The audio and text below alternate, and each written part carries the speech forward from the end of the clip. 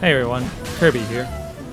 So for this build, I wanted to avoid using Carian Retaliation, as at the time it had the desynced and high damage projectiles. So I figured I'd try the Erdtree Greatshield for its unique skill, Golden Retaliation, for spell parrying.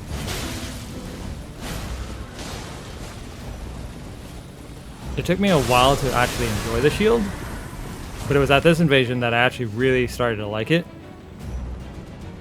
Regrettably, the first time this Phantom used Elden stars, I had put away the shield thinking that he was not going to be casting anything I could spell parry. But upon seeing them cast Elden stars, I immediately re-equipped the shield. And annoyingly, he either knew what the shield was, so he was avoiding giving me anything to spell parry, or he just wanted to spam these other low-cost FP abilities. Thankfully, once I soft-swapped my shield and two-handed my spear, they felt safe or confident enough in the moment to reuse Elden Stars. And at that moment, I started to really enjoy the shield. Then in later invasions, I enjoyed the shield even more once I found it was possible to parry things like the moon, the stars, and comets.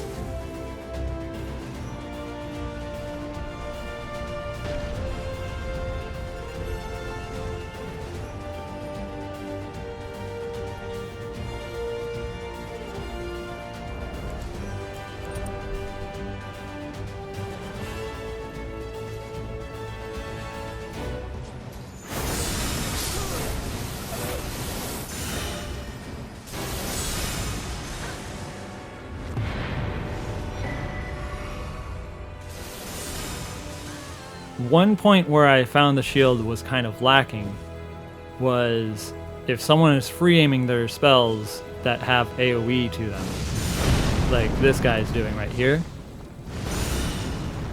This is arguably a smart play by him, and luckily I don't get punished by it too much, except for here where one of the spells lands behind me and I start to realize what he's doing. But it's not until the next projectile that I really realize that he's intentionally trying to free aim these to be behind me. So then I rush him, and he gets a little careless with this last cast. And I'm able to get him with a spell parry with that.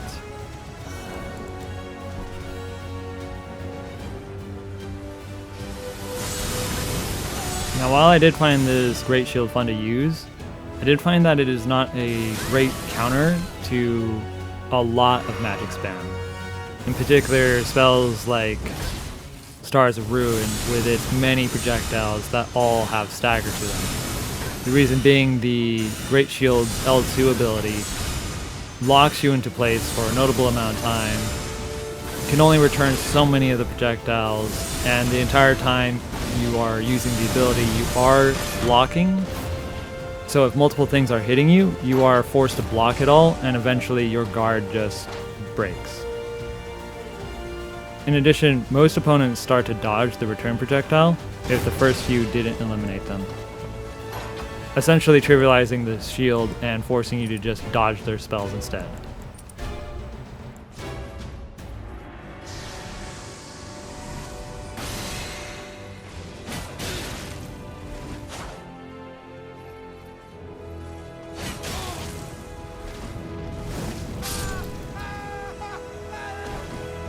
One irony that I ran into while using this Great Shield was fighting other Great Shield users, as I generally didn't have as high stability as them, or I couldn't do as much chip damage to them as they could do to me, or they had status effects and I didn't.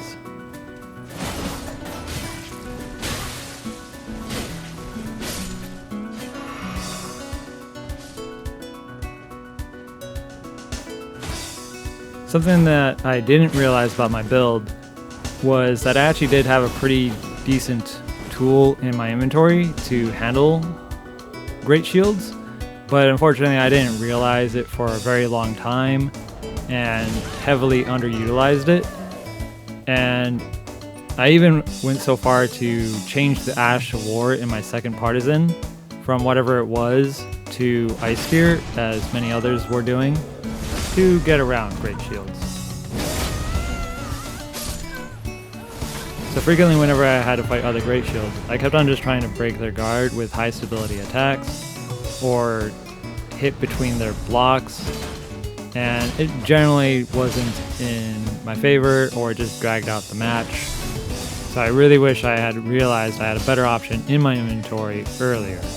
Now in the case of this host, this was still before I realized I had that better option, but I realized they weren't doing many jumping attacks or moving to my back very often. So once the Phantom was removed thanks to the Erdtree Greatshield and them not dodging the projectile, I figured I had a good opportunity to get around their shield, not by attacking into it, but rather encouraging them to do a rolling attack with the classic Barker Bomb Bait. Now unfortunately, while that worked, I forgot that the Sacred Crown Helm gave me the +1 faith I needed to use the Envoy Greathorn that I was using at the time of the riposte. And so I had to chase him down and go back to trying to guard break that Great Shield.